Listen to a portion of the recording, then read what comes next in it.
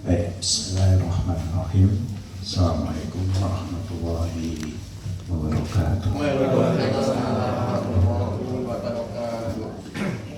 Ibu, bapak sekalian,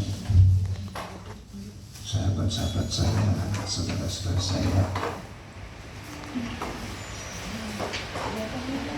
seperti biasa kita awali taklim kita dengan membaca firman Allah. Hari ini masih pada surat Ghafir atau surat Muhammad. Di sini tertulis ayat 63.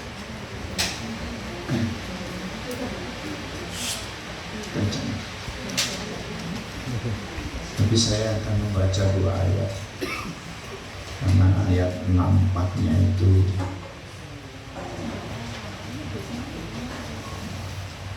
penting, semuanya penting, cuma kadang-kadang kita nggak memperhatikan. Baik. A'udzu billahi minasyaitonir rajim.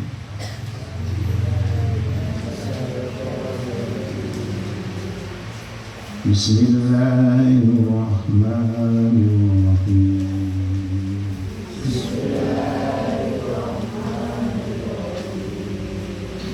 Kadzalika yufakul ladzina kanu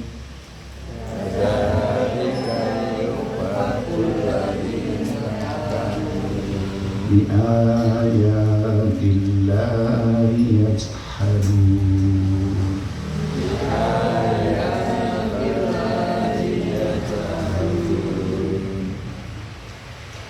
Allahu alladzi ja'ala lakumul arda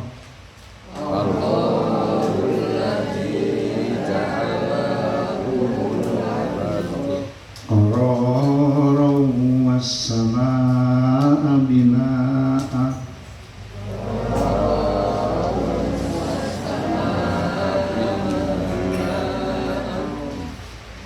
wa sawwarakum fa ahsana suwarakum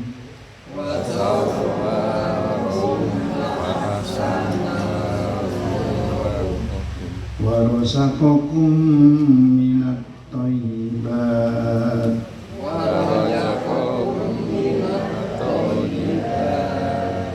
dzalikumullahu rabbukum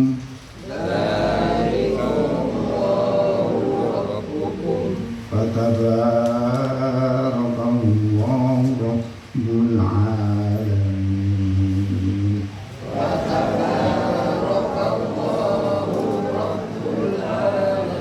Shadaqallahul azim.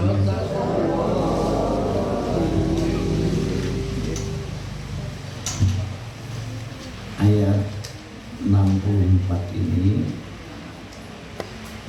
mengajarkan kepada kita Allah yang menciptakan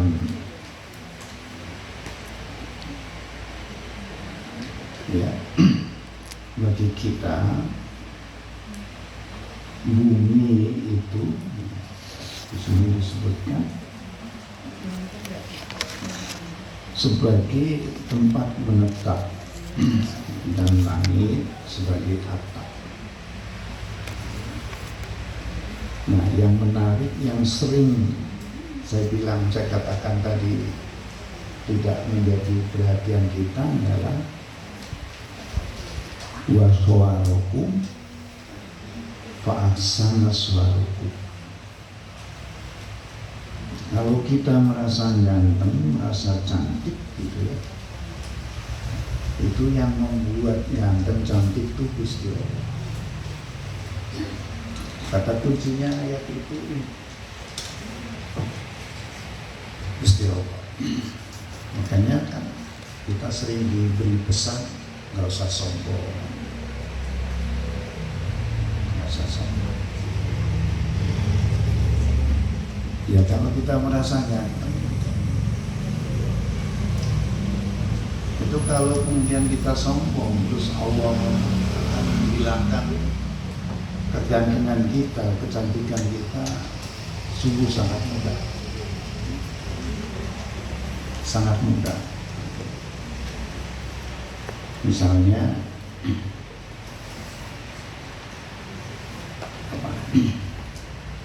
dikirim nyamuk, suruh gigit aja di pipi gitu ya, yang melentung gitu ya. Itu juga yang merasa cantik, nggak usah sombong. Makna lain yang lebih luas, lebih mendalam barangkali adalah di luar sekalian teman-teman semua. Kita nggak boleh mengatakan orang lain itu jelek. Saya sering bicara di depan murid-murid saya itu, nggak usah begitu, katanya sing jelek ya dibujuk. Nah, kalau itu ada ceritanya sendiri. Ya. Tapi sing ayu malah ora kawin-kawin, orang asing. Ya. Laki-laki itu kan orang Jawa bilang lanang, itu Jawa dosoknya olo-olo kudu menang. Meskipun jelek dia juga nggak mau kalau dapat istri cantik, ngitung ongkosnya. Karena saya sering matur juga, Rasulullah nggak menggunakan bahasa sekarang diksi kata-kata jamilah, tapi menggunakan istilah soleh. Kata beliau, istri solehah itu semakin dipandang suaminya, menjadikan suaminya semakin tenang.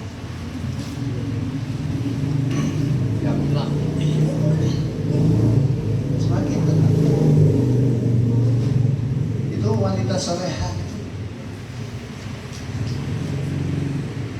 Nah, tapi beda dengan tadi wanita cantik itu. Bisa saja dia naudzubillah min dzalik karena sombong atau karena sesuatu hal yang lain suaminya jelek. Nah, saya pernah nyampaikan mungkin beberapa kali, ada suami istri, sepasang suami istri yang istrinya cantiknya bukan main, tapi suaminya jelek. Kaya lah. Enggak kaya, ukuran manusia itu ya, enggak kaya. Tapi itu banyak yang terjadi kita. Sampai teman-teman istrinya itu kalau ketemu sama istrinya itu ngomong, kamu kok betah kok punya suami jelek? Allah. Kok betah? Suatu saat ditanya begitu, dia menjawab, mungkin dia pernah berbuat kebaikan, maka aku dijadikan oleh Allah sebagai pahala baginya. Dan itu istilah. Yang lain datang ketemu tanya lagi sama pertanyaan, well, betah ibu cewek. Jawabannya, mungkin saya pernah berbuat maksiat, maka Allah jadikan dia siksaan bagi saya.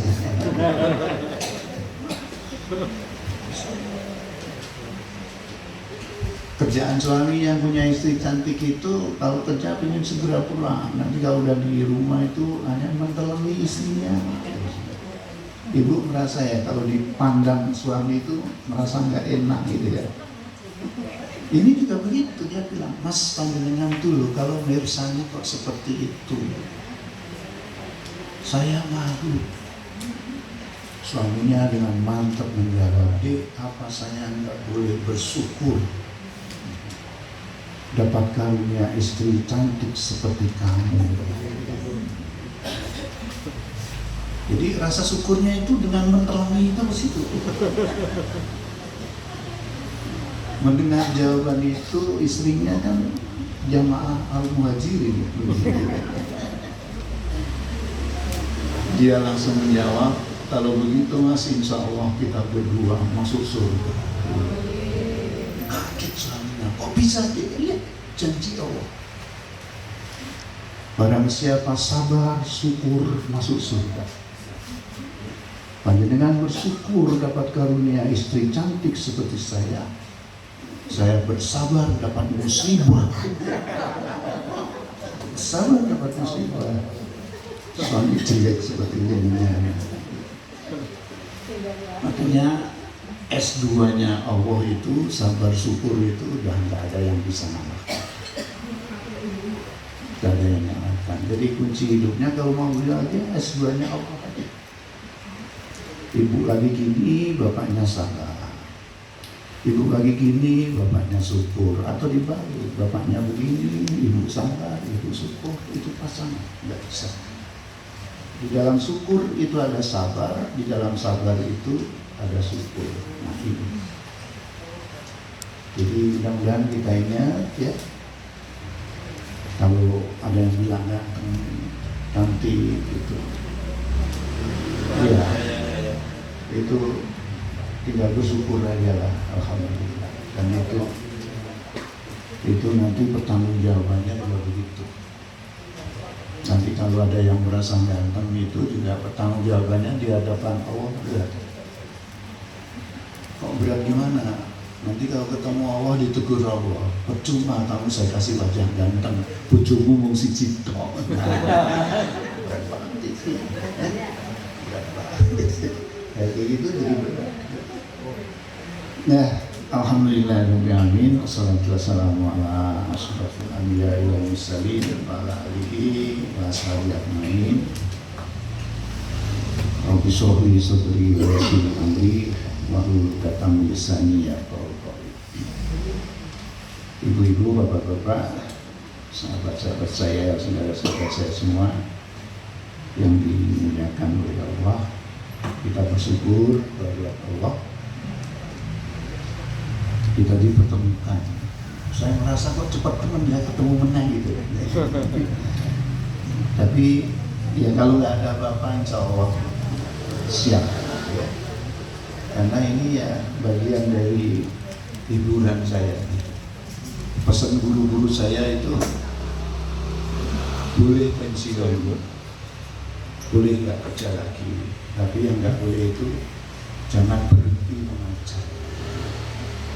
Jangan berhenti mengajar, karena kalau ngajar ini otaknya jalan terus. Kadang-kadang otak saya juga sudah mulai gitu, karena lupa sendiri. Lupa sendiri. Kadang-kadang imami baca alam nasroh itu kan biasa ya. Alam nasroh lakasroh wawado na'an kalujuk menang. Tapi ya itu. Tadi khutbah di PLN juga begitu, mantap gitu, ayatnya saya baca, ulang itu, keluar masjid ulang. Kita aku mau maca ayatnya keliru. Ternyata ada bagian yang nggak saya baca, ada bagian yang nggak saya. Ya saya khusnudon, jamaahnya nggak ngerti gitu jatuh.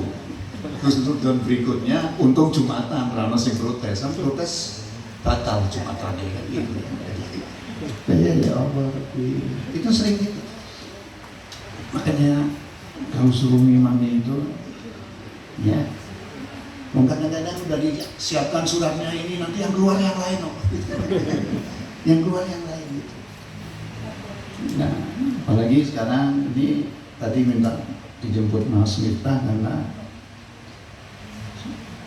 saya naik motor sudah nggak bisa stabil, apalagi pandangan mata saya ini udah nggak kelihatan. Jadi kalau pakai kacamata itu etok-etok aja, etok-etok aja, gitu.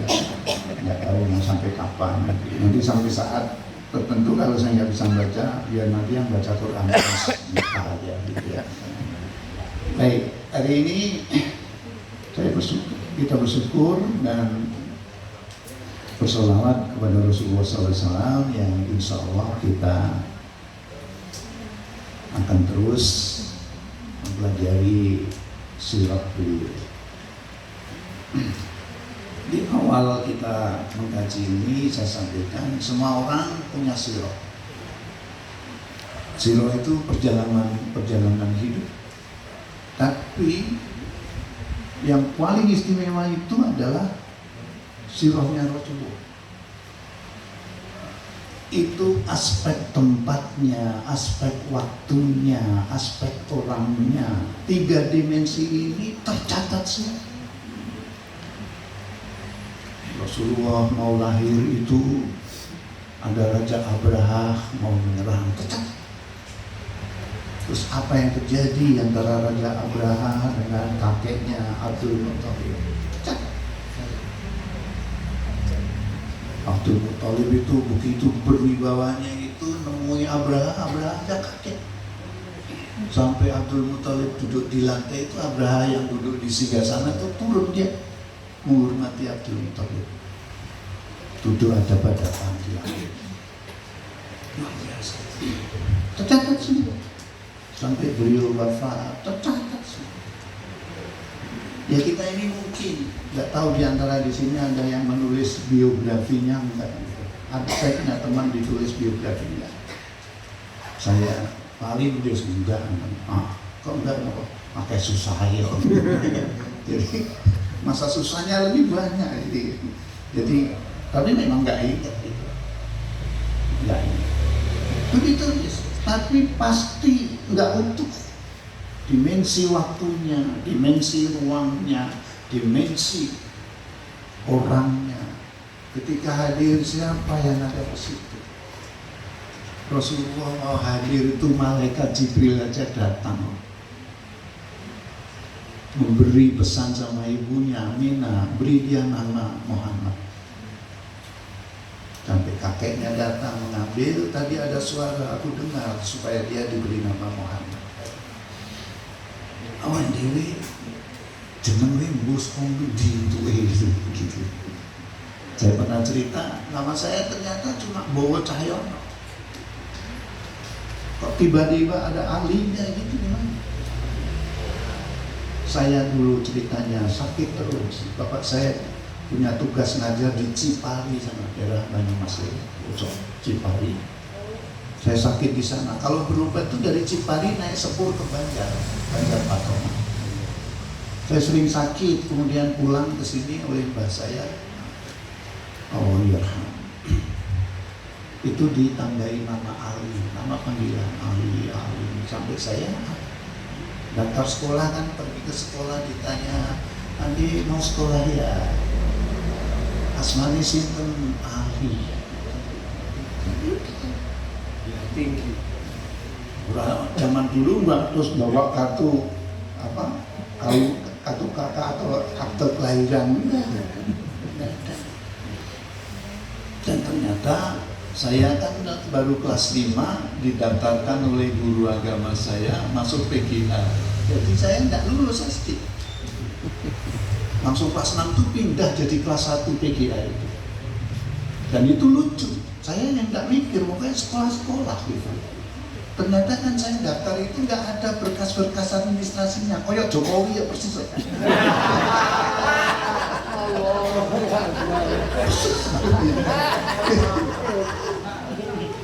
Tapi kan saya zaman dulu tahun 67 bayangkan itu. Jokowi tahun 2000-an 19 tahun. Ya. Jadi dari itu saya baru tahu karena begitu lulus PGAN 4 tahun, PGAN 6 tahun baru saya ambil ketika saya lulus S1 sarjana muda. Tingkat 3. IAIN minta salinan ijazah saya untuk jadikan panduan menulis ijazah sarjana muda biar sama. Ijazah saya terus ke Kemenak waktu itu masih di Patimura itu. itu nama saya salah semua. Saya protes itu, pegawai administrasinya ketawa. Loh kok Bapak malah ketawa? Loh kamu lucu gimana Pak? Kamu tuh nggak pernah nyerahkan berkas-berkas administrasi aslimu jenenge sopo. Kok saiki jaluk kon nulis bener jenenge. Akhirnya kemudian saya cerita sama ibu, saya punya akte kelahiran nggak punya. Ternyata akte kelahiran saya itu cuma Bowo Cahyono, nggak ada alinya. Dan itu luar biasa. 93 itu tesis saya nggak jadi-jadi. Saya dipanggil oleh Direktur UPI itu Pasar Sarjana, suruh ketemu Bapak N.I. Sulaiman sebagai pembimbing akademik. Begitu, Assalamualaikum warahmatullahi wabarakatuh. Waalaikumsalam. Bapak lahir Selasa Legi ya? Duh kok tahu Pak? Saya benar lahir Selasa Legi. Kok Bapak tahu?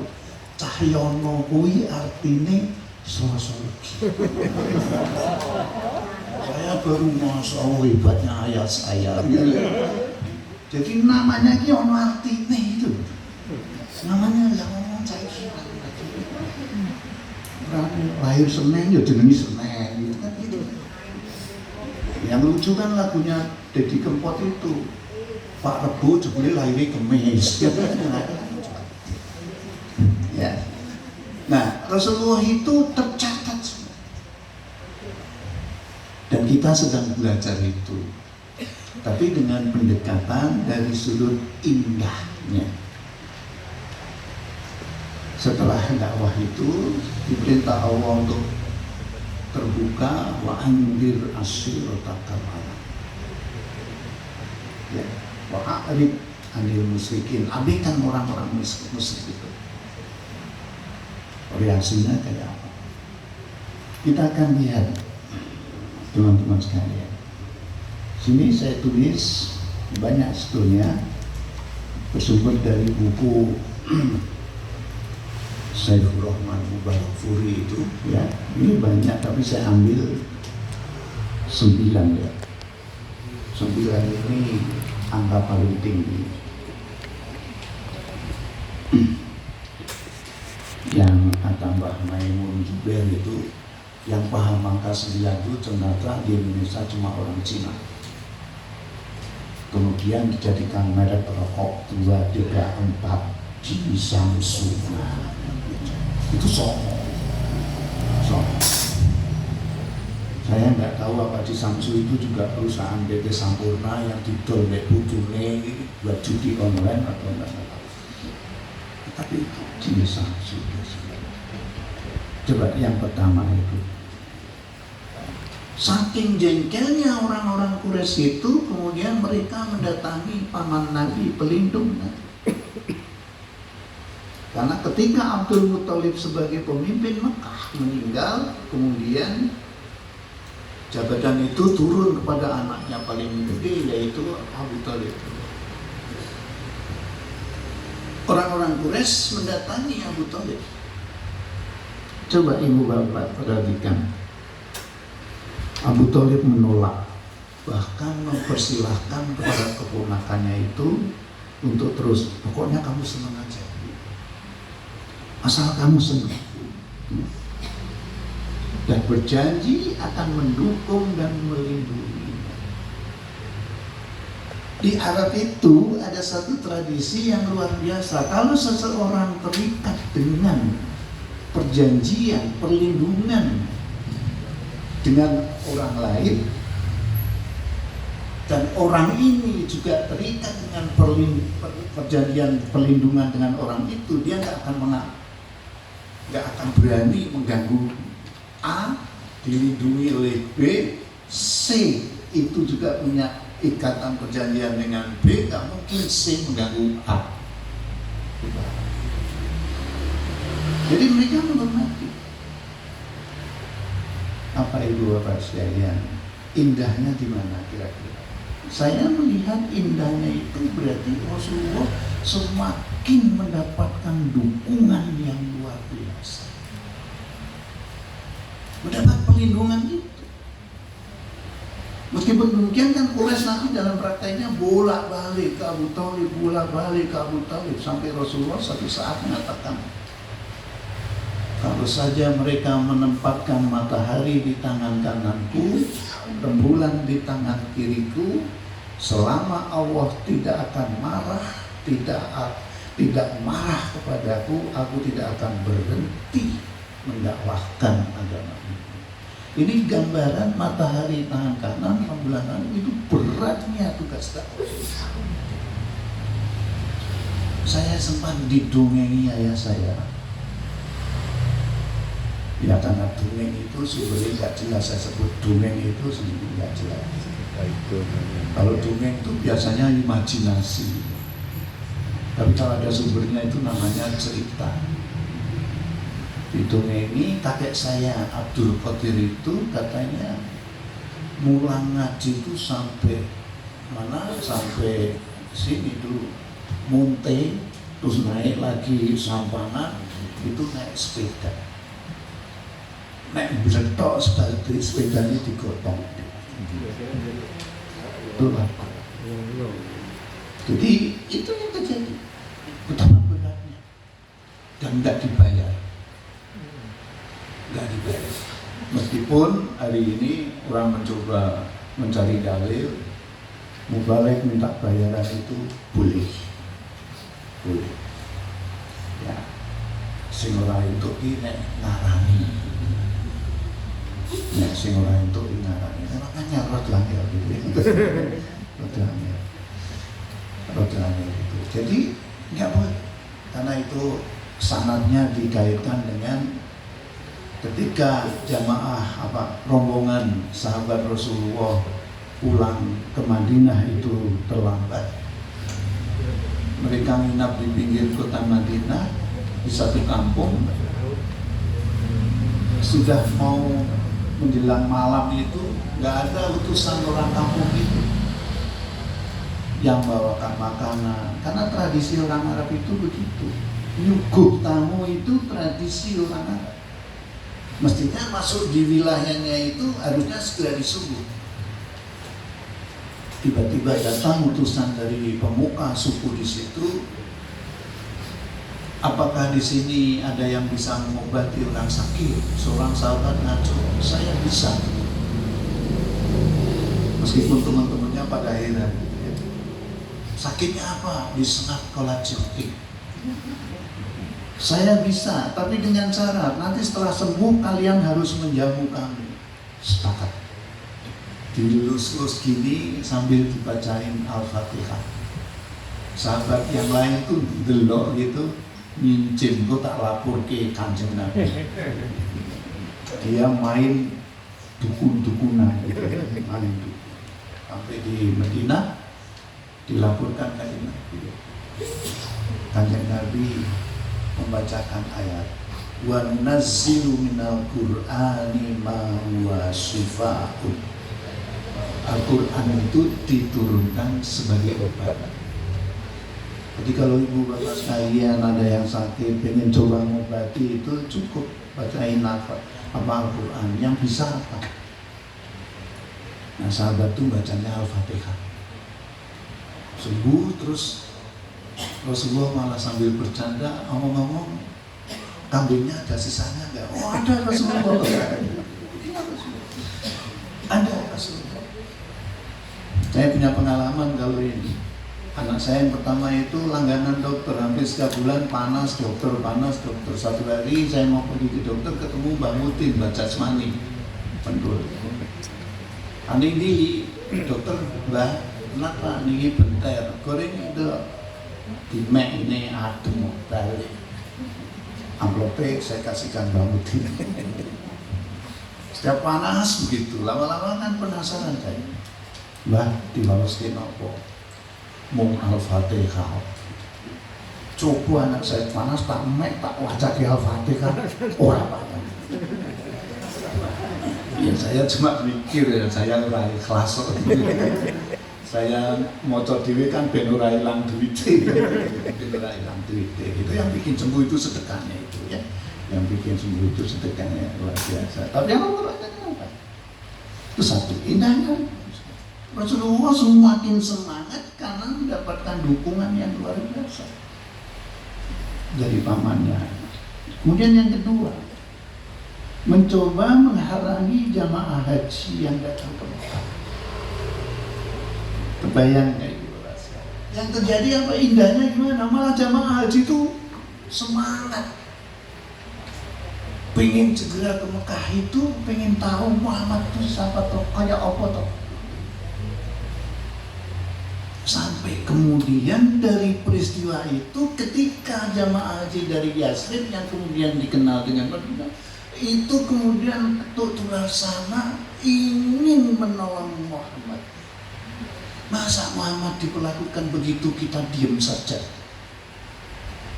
Karena memang berharap Rasulullah itu nanti menjadi pemimpin mereka, menjadi penolong mereka, tidak lagi diadu domba oleh orang-orang Yahudi yang selalu berperang.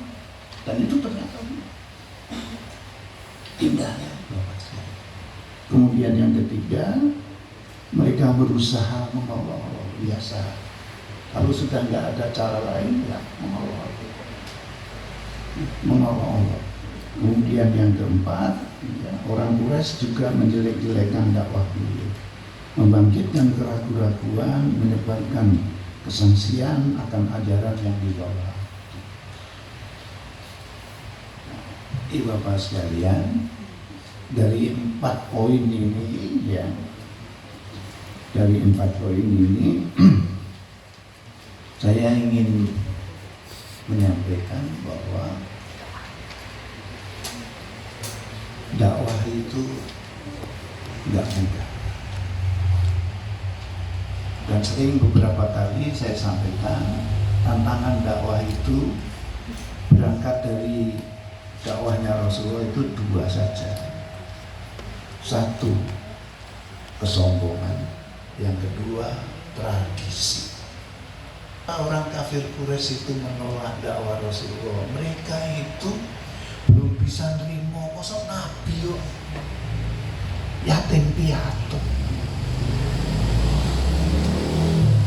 Yatim piatu gak bisa.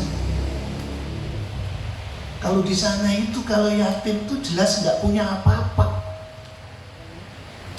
Nggak punya apa. Seperti yang dilakukan oleh Halimah Sa'diyah ketika akan mengambil bayi Muhammad untuk dijadikan anak susuannya itu sampai ragu-ragu, engko ono sing bayar ora. Sampai kemudian Allah bukakan hatinya itu tidak peduli. Saya niatnya di sini cari pekerjaan. Pekerjaannya saya menyusui bayi ini. Soal dibayar tidak peduli. Mudah-mudahan mendatangkan keberkahan. Yang dicari itu keberkahan luar biasa. Dalam kisahnya yang pernah kita sampaikan itu, ketika mau pulang itu keledainya nggak mau bangun. Tapi begitu berubah pikiran, kita ambil Muhammad itu langsung berdiri menuju jalan menuju Rasulullah. Keledai yang kurus itu yang berangkatnya dinaiki suami istri itu disalib tetangga-tetangganya, gantian pulang ini nyalip tetangga-tetangganya. Dan tetangga-tetangganya, apakah itu Halimah? Iya. Apakah itu Halimah? Iya. Begitu sampai di rumah, halaman rumah Halimah itu tumbuh rumput yang seger-seger. Pergi ke belakang, kambingnya susunya penuh.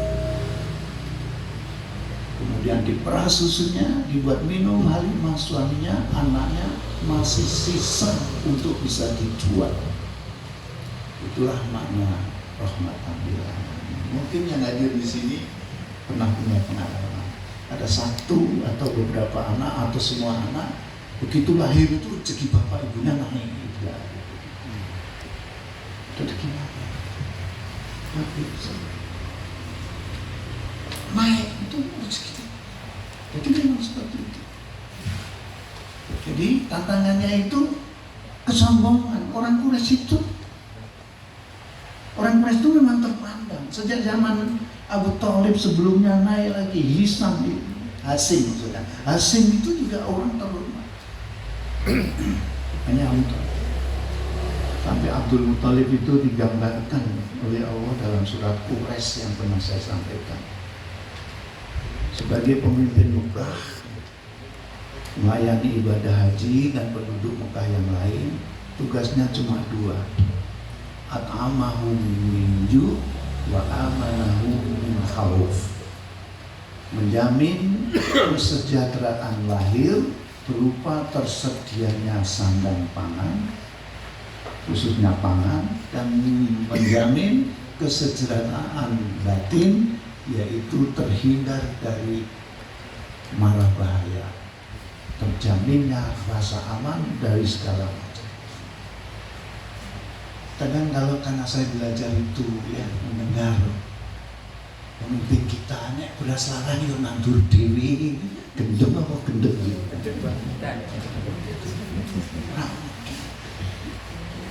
Sama murid-murid saya itu yang mengajar, masih ada yang jadi guru di sini. Ada 4 kompetensi itu: berpikir kreatif, berpikir kritis, kemudian kolaboratif, komunikatif.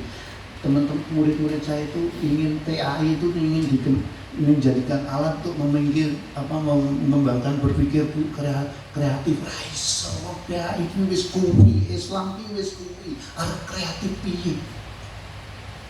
Apalagi di Indonesia, nek kreatif ini malah dituduh dok anti asing.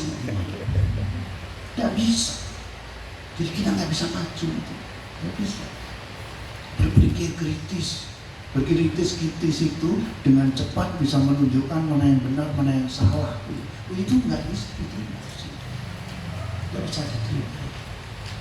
Jadi Abdul Muthalib itu tugasnya adalah itu, dan itu sampai hari ini ibu-ibu sekalian yang sudah diberangkatkan oleh Allah ke tanah suci. Pada zaman ibu berangkat itu ada berapa juta jemaah haji? Katakanlah rata-rata 2 juta. Pernah nggak ibu bapak sekalian, teman-teman semua berpikir begini dia di sekolah yuto itu caranya. Kira-kira restu kaya berapa tuh? Nek masak didangi sak piro ketinggi gitu. Itu sakit luar biasa. Sampai satu masalah ketika adik saya nomor 2 itu berangkat haji, ada masalah yang cateringnya nggak bisa jalan gitu, jalan macet, kemudian nggak bisa, itu masalah. Nah biasa. Kebayang nggak, saya baru pergi ke Mahat Zaitun di Indramayu itu, yang itu waktu itu mengaku 3.000 siswanya. Saya tanya, semua dikasih makan, cara masaknya gimana? Oh kami punya rice cooker, sekali masak 50 kilo. Saya mau tanya, rice cookernya segede apa? Tapi itu memang Abu Toto itu, Panji Gumilang tuh asal ngomong gitu ya, asal ngomong. Nggak bisa. Jadi ini kan kita kan juga masih pakai itu, menjamin makan, menjamin. Makanya pada zaman Nabi juga, terus kemudian diteruskan Umar bin Khattab, ada pencuri itu doyak-doyak masuk masjid, aman. Orang protes sama Umar, ini pencuri yuk malah dilindungi. Terus ditanya sama Umar, kenapa kamu mencuri? Saya nggak bisa makan. Yang nangis itu Umar bin Khattab. Aku jadi khalifah, kok iso ono rakyatku ora mangan. Itu juga rasanya. Nggak tahu ya. Saya berpikir seperti ini, karena itu saya masih berharap Indonesia ini harusnya nggak begitu, gitu. Harusnya begitu. Baik, kemudian yang kelima, ya, menjelek-jelekkan Al-Quran sebagai dongeng masa lalu. Ini wajar ibu bapak sekalian, karena Al-Quran itu isinya 3. 1, tentang akidah. 2, tentang syariah. hukum Islam. Dan yang ketiga tentang kisah. Al-Quran ini mujizat Rasulullah yang Allah berikan pada Rasulullah, sifatnya audio, bukan visual. Jadi Al-Quran benar-benar menjadi mujizat ketika diperdengarkan. Dan yang sesuatu yang diperdengarkan itu bisa sepanjang masa. Kayak kita dulu gimana? Coba dipentul itu muadzin tetap masukin itu konon itu buta huruf. Kok iso ada? Termasuk adanya yang paling baik, maka dipilih muadzin tetap itu dia. Nah yang lain-lain itu yang mereka dengar krungu-krungu udah iso maca. Mulane akeh sing salah. Nggak tahu yang dari mana ya. Kalau subuh itu apa Al-Hidayah atau sebelah mana? Itu kalau subuh itu as-salatu khairum minan naum. Betul-betul. Suwi. Pantesan rada tani. Rada tani kayak dinina bobokan gitu. Kudune sing dawa tu lane as-salatu khairum minan naum. Mau dituntut nggak pakai mim, harusnya kan pakai mim tuh belakangnya tuh nama itu harusnya. Ya itu kan nggak ada tanda panjangnya kan nggak ada. Nah, non wau n. Iya, mim belakangnya. Nah, dari nama. Kita sering dulu nggak pakai mim, nggak ada mimnya kok. Mau ada mimnya gitu. Ada. Nah. Jadi karena denger gitu terus dirasakan kok enak ini, padahal salah gitu. Jadi ya baca Quran orang mesti enak gitu loh. Sing bener, orang-orang boleh enak bener gitu ya. Bener gitu. Jadi Al-Quran itu memang kisah isinya. Isinya memang kisah. Jadi kita semua hafal ketika Rasulullah itu mengaku diperjalankan oleh Allah sampai Masjidil Aqsa. Orang-orang Quraisy kan nggak percaya. Terus takon melawangi piye jendilane piro. Oleh Rasulullah itu dongeng itu ya, tapi bukan dongeng, ini kisah. Kalau dongeng itu fantasi, kalau kisah ini ada sumbernya. Rasulullah dipertunjukkan oleh Allah gambaran Masjidil Aqsa itu. Ya salah satu mujizat kan Rasulullah di Medina, Ali perang di Yaman gitu ya, dari Medina ke Yaman ini. Itu Ali dalam keadaan terdesak, Rasulullah memberikan petunjuknya dari sini. Ali benar. Itulah. Dan luar biasa. Rasulullah itu semua sahabatnya hafal namanya. Bayangkan Rasulullah haji sekali pada tahun 10 Hijriah gitu. Yang ikut haji itu 100.000. Khutbah wadahnya itu kabeh. Dan yang sekarang pernah hadir di Masjid Nabawi, Masjidil Haram, setiap kali ada adzan itu nggak ada suara nggak ada. Suaranya sama di pojok-pojok, di ujung-ujung manapun sama. Kalau kita harus ngetes sound ini, sound 1, sound 2, sound 3 semua. Saya pernah iseng-iseng nanya dengan mahasiswa yang tinggal di sana, yang ngerti, yang punya pengalaman. Itu jaminannya potong leher Pak. Maksudnya potong leher, begitu mau potong leher itu. Bapak Ibu lihat Masjid Nabawi, itu masjidnya setinggi itu, segede itu emas semua. Pertanyaannya kan tuh baru nyetak pintu itu cetakannya giopo gitu. Cetakannya buat apa? Luar biasa. Dan yang menarik adalah insinyur pengembangan Masjidil Haram itu tidak dibayar, dikasih cek kosong, suruh nulis sendiri, ceknya dikembalikan. Itulah. Yang keenam, Quraisy juga menyodorkan beberapa tawaran, harta ataupun kekuasaan. Ibu-ibu saya, teman-teman semua, kira-kira tersenyum nggak bacanya? Saya ketawa. Logikanya orang kafir itu begitu. Kalau mereka menawarkan kekuasaan kepada Rasulullah, berarti yang berkuasa Rasulullah. Kalau kamu pengen dijadikan raja, kami jadikan raja. Ya mereka kemudian jadi rakyat. Kalau mau minta harta kami semua mau kami kumpulkan ini, nggak masuk akal. Yang dilakukan itu nggak masuk akal. Disinilah yang kemudian di balik ini Rasulullah menjadi semakin bersemangat. Dakwahnya semakin semangat. Kayak saya juga semakin bersemangat tadi. Mas Slamet beberapa kali ngambil kursi yang kurang, luar biasa, barokah semua. Mudah-mudahan. Kemudian yang ketujuh, mereka juga membilangkan tadi tawar-menawar ibadah itu yang menjadi asbabun nuzul surat Al-Kafirun. Muhammad, gimana kalau kita sepakat? Sesekali saya sholat menurut kamu, sesekali kamu sholat menurut kami. Allah turunkan, ya ayyuhal kafirun, wahai orang-orang kafir. La a'budu ma ta'budun, saya tidak beribadah seperti yang kamu lakukan. Wala antum a'biduna, yang kamu juga tidak beribadah. Ujung-ujungnya lakum dinukum waliyah. Agamamu, agamaku. Ini yang di Indonesia ini. Di sini nggak ada Bu Almarhumah Warhamda Bu Samsudin Hamidi. Beliau mantan guru agama ya, atau Pak Sam?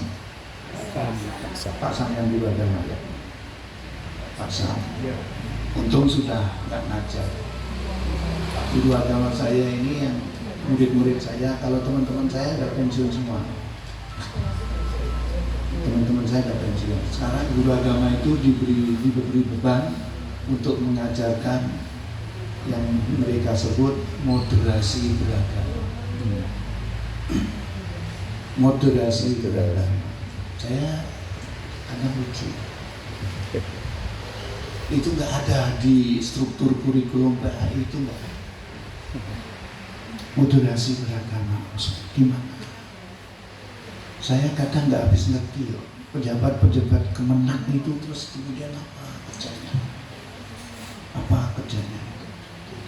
Makanya saya bersyukur dulu, untung nggak jadi pegawai kemenang gitu. Pertama saya ditawari oleh guru saya, jadi dosen sini aja, nggak mau. Kenapa nggak mau? Saya bilang, tuh saya penelitian di sini Pak, di fakultas.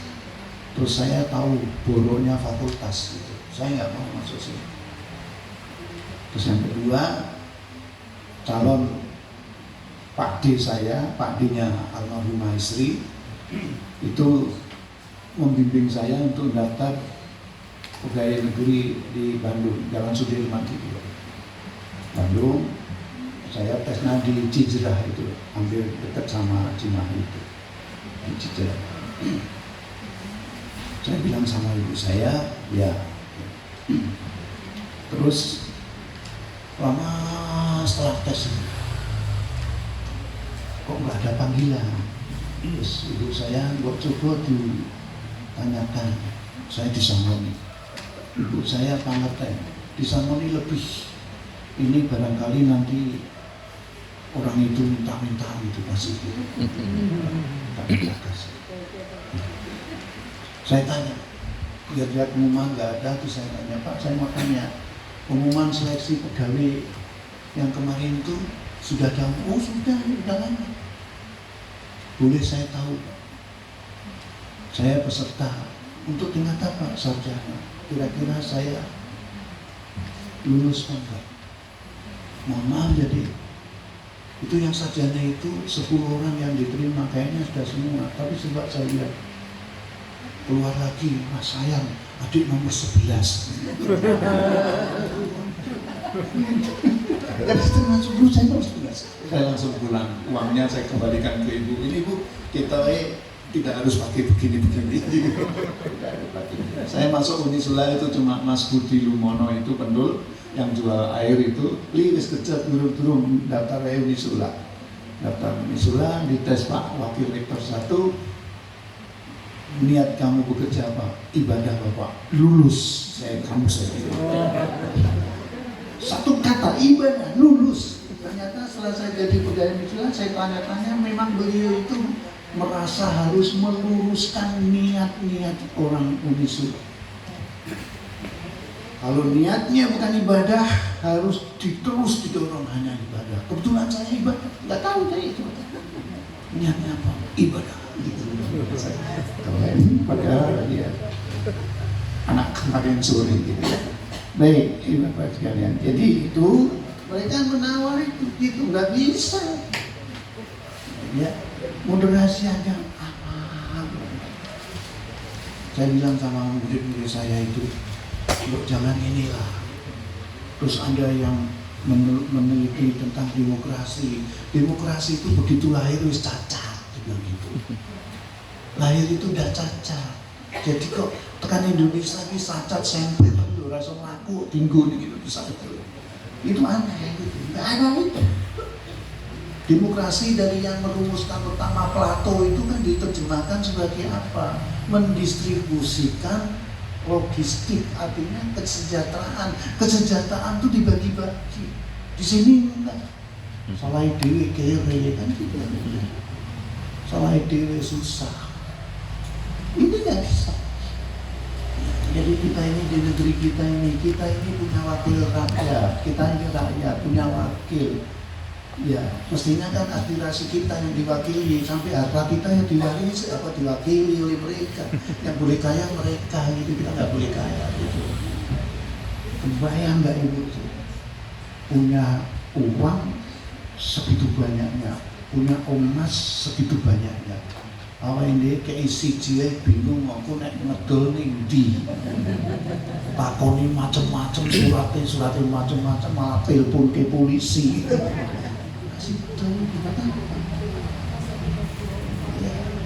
Istri saya kemarin membaca di medsos itu kadang-kadang nanti emas yang beratnya lebih 1 gram ya dipajeki gitu. Iki karepe piye gitu ya. Sudah sak nggo mas-masane lah, oke ini wong Jawa mas kabeh. Masih mas kabeh. Baik, kemudian yang ketujuh ya. Mereka juga memberikan tekanan terutama pada paman beliau, yaitu melalui paman beliau, ya, terutama paman beliau Abu Lahab itu jahat mereka. Status Abu Lahab, hubungan Abu Lahab dengan Rasulullah itu satu, paman. Itu kakak beradik dengan bapak Rasulullah Abdullah. Paman. Kalau kita sana bahasa Indonesia kan mengenal paman, pade nggak kenal, itu padenya Rasulullah. Rumahnya itu adep-adepan, 2. Paman, omahnya adep-adepan. Terus Abu Lahab itu besannya Rasulullah. 2 anak laki-laki Abu Lahab, Ubah dan Utaibah itu masing-masing dinikahkan dengan Ruqayyah dan Ummu Kulsum. Begitu Rasulullah menerima wahyu ini, marah, anaknya diperintahkan ceraikan semua anak Muhammad itu. Bayangkan.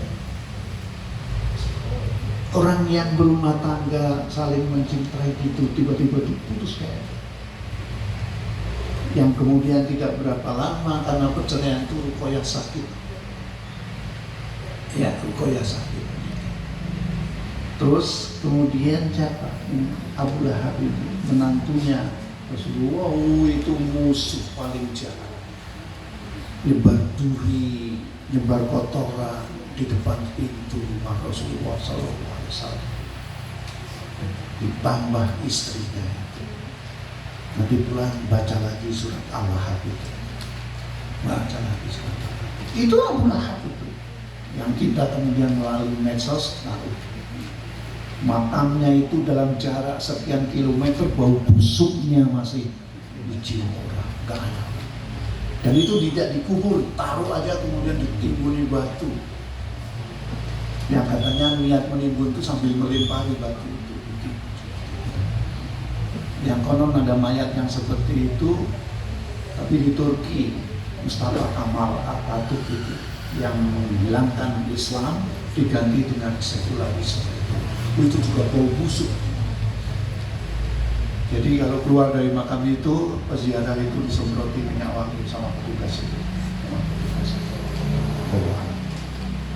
Iya, biasanya saya yang begitu nggak pengen ke sana, nggak pengen ke sana itu. Yang kedelapan, setelah semua tidak berhasil, mereka kemudian melancarkan serangan kepada Rasulullah, terutama melalui Abu Lahab atau Abu Jahal.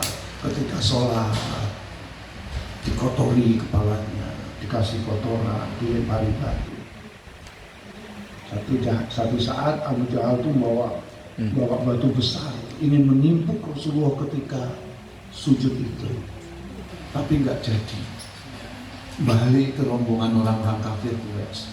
Semua orang tuh ngetawain Abu Jahal ini. Katanya berani, kok nggak jadi? Saya berani, saya nggak takut. Lah kenapa nggak jadi? Tahu nggak?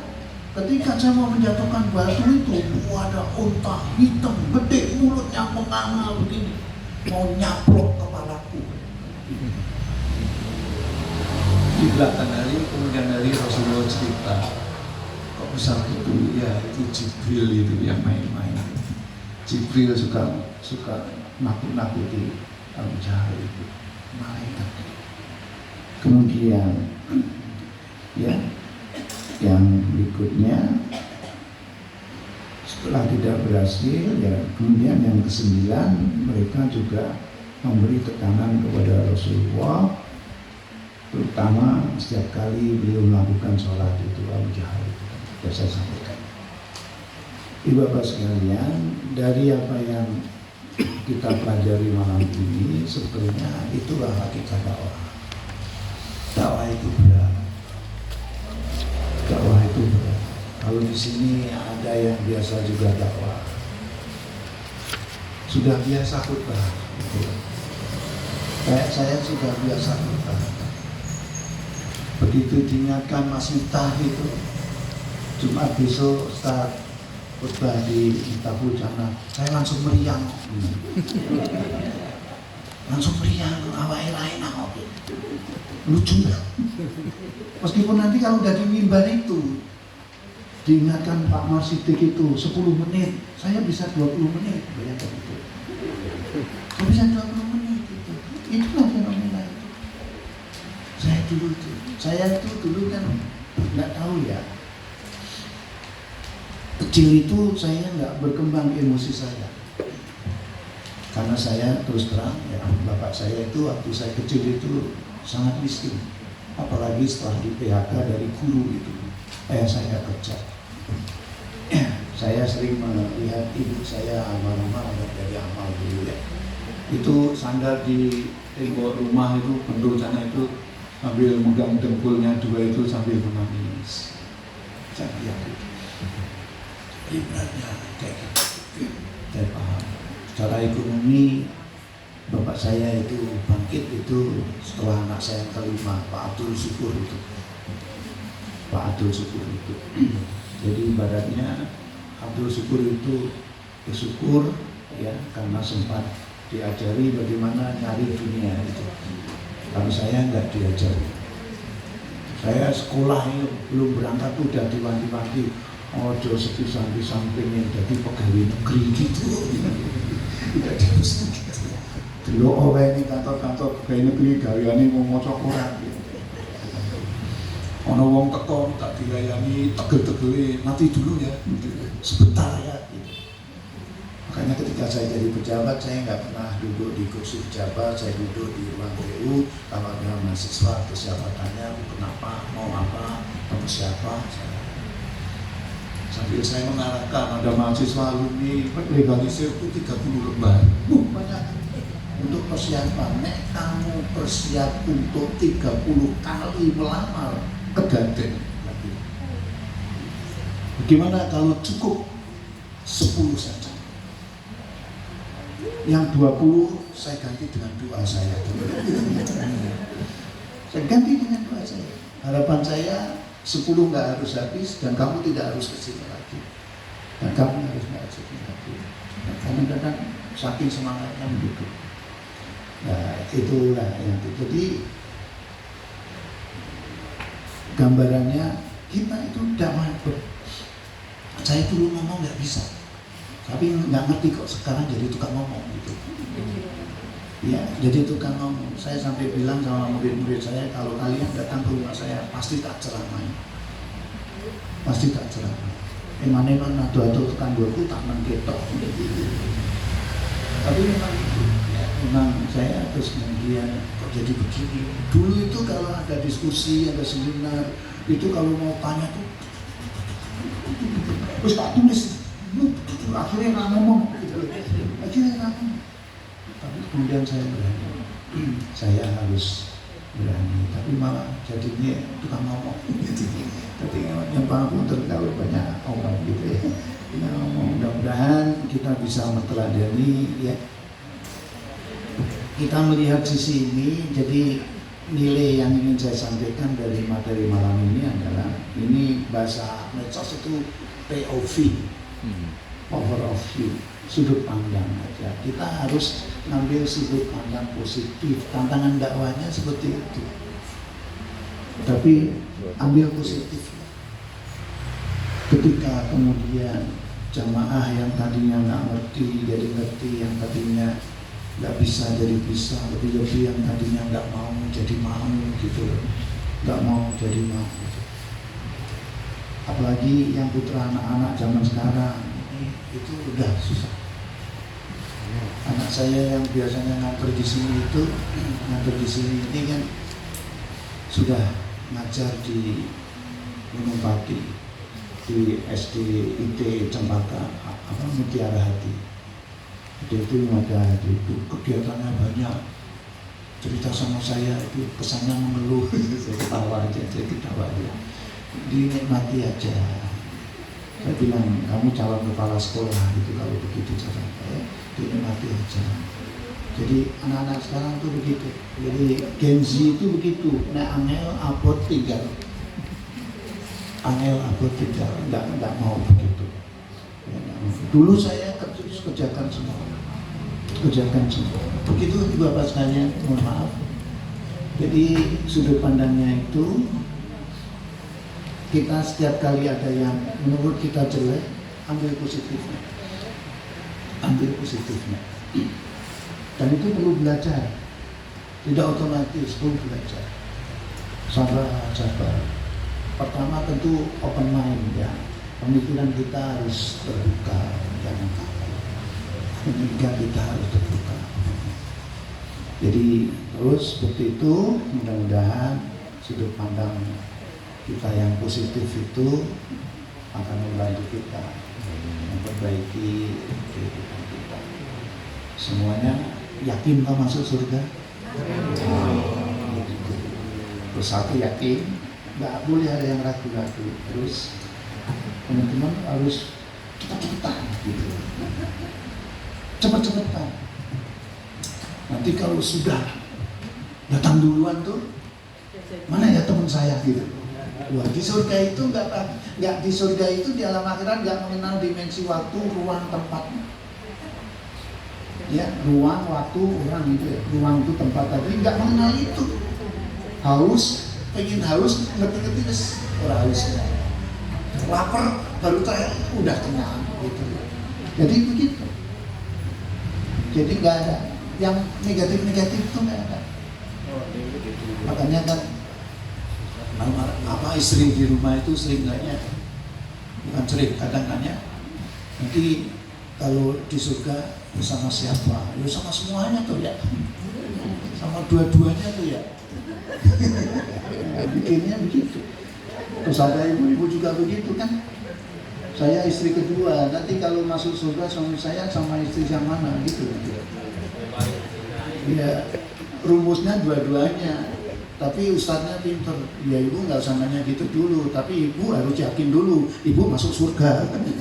baru nanya gitu. Kalau ibu sendiri nggak yakin masuk surga kan begitu. Yang aneh malah ada seorang suami ngaji gitu ya, nanya, Ustaz, apakah kalau saya masuk surga nanti istri saya juga masuk surga? Ya iya, emang kenapa Bapak? Yang dunia wis gawe repot Pak. Di surga nggak ada bahasa gitu ya. Makasih Ibu Bapak sekalian, mohon maaf. Bila taufik wal hidayah. Assalamualaikum warahmatullahi wabarakatuh. Waalaikumsalam.